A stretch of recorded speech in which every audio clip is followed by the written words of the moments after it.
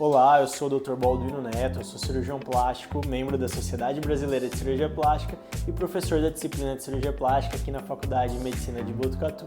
Você já me conhece aqui do canal, sabe que toda semana eu posto um vídeo novo sobre medicina, sobre cirurgia plástica e sobre saúde de uma forma geral.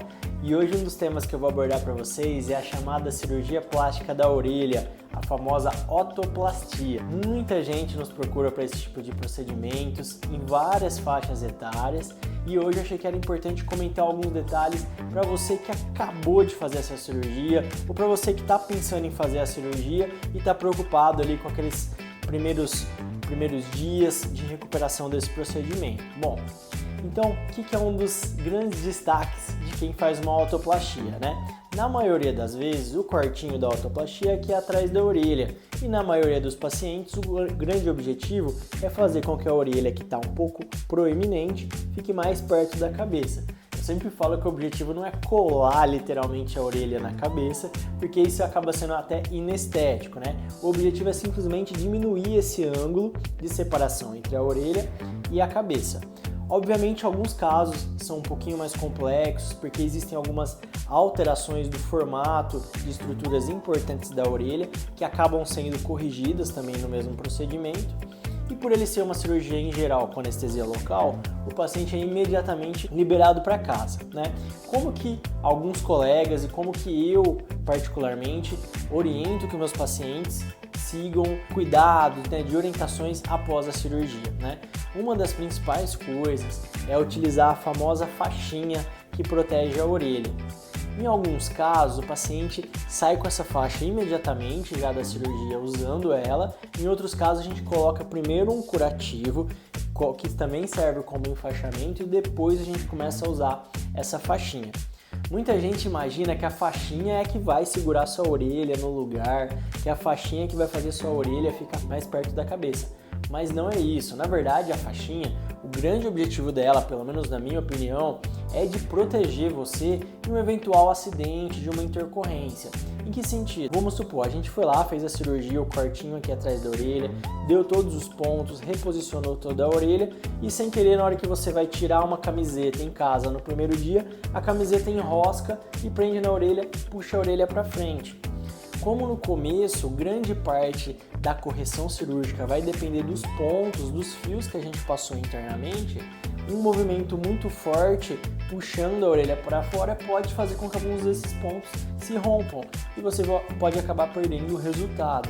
Então, o grande objetivo da faixinha e o período que o seu médico vai te orientar, que seja de 15, 30, 45, 60 dias utilizando essa faixa, o grande objetivo, na verdade, é proteger que você sofra um acidente, puxe a orelha para frente, perca algum ponto. Uma coisa que pode acontecer, às vezes, no sofá, no travesseiro, na hora de você se deitar, o próprio travesseiro empurrar a sua orelha para frente. Então, por isso que essa faixinha, ela acaba sendo uma grande proteção. A gente vê também alguns casos, às vezes uma criança, principalmente um adolescente, acabou de operar e aí foi sair na rua, foi se reunir com outras pessoas, vem um amiguinho, algum conhecido e quer brincar com a orelha dele, puxa a orelha e é uma orelha que está recentemente operada, então ela tem que ficar protegida. Então, o grande artefato, o grande instrumento que a gente vai utilizar após uma otoplastia, que você vai utilizar em casa, são essas faixinhas de vários modelos, várias cores, que o seu cirurgião ou se eu for o seu cirurgião, vou apresentar para você as opções nas consultas já de pré-operatório.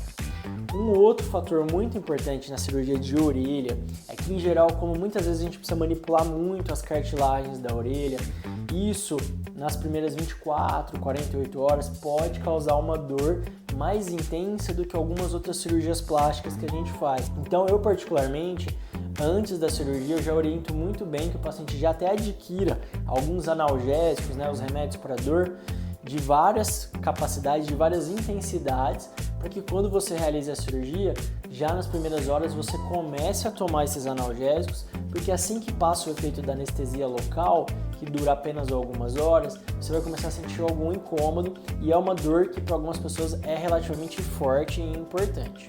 Então, esses dois pilares são fundamentais, né? O uso da faixinha e as medicações analgésicas. Obviamente que eu particularmente sempre ofereço antibiótico para os pacientes, porque a gente mexe numa cartilagem que não pode ter nenhum tipo de infecção. Para ela funcionar bem, ela precisa estar bem protegida de bactérias e outros micro-organismos. Então eu particularmente opto por antibiótico, não é todo mundo que usa ele no pós-operatório, mas eu sempre associo essa tríade.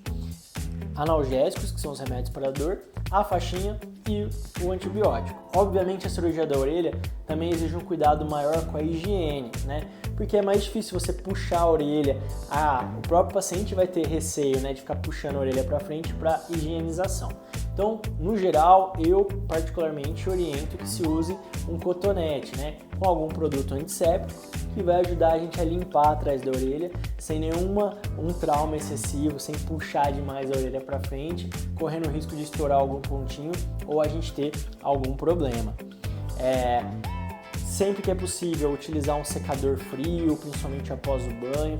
Esses detalhes, esses cuidados eu sempre passo nas consultas porque eles vão fazer diferença também. É preciso que a orelha esteja bem limpinha, bem livre de sujidades, né, de casquinhas de sangue que podem acontecer. Bom, obviamente a parte de exercício tem algumas peculiaridades que a gente pode mencionar e a questão de dormir também. Algumas pessoas ficam até com medo de dormir em cima da orelha. A parte de alimentação também é outro detalhe que eu sempre comento. Se alimentar bem, comer uma dieta bem balanceada, beber bastante líquido, isso faz parte de qualquer cirurgia. A questão do sono que eu mencionei vai muito assim, às vezes você ficar repousando sempre de um lado só, você pode forçar muito um dos lados só da orelha, você pode jogar um pouco do edema, que é o inchaço, mais para um lado do que para o outro, isso gerar uma assimetria aí nos primeiros dias da cirurgia.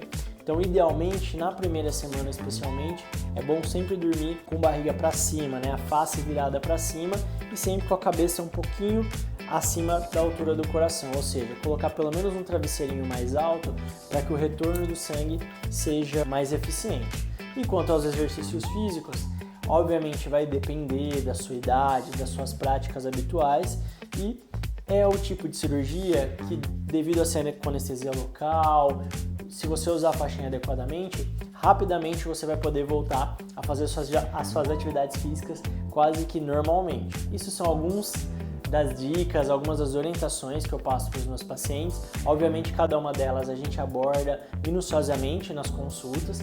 Então, se você tem interesse em fazer essa cirurgia, é muito fácil me procurar aqui no Centro de Cirurgia Plástica e Dermatologia de Botucatu.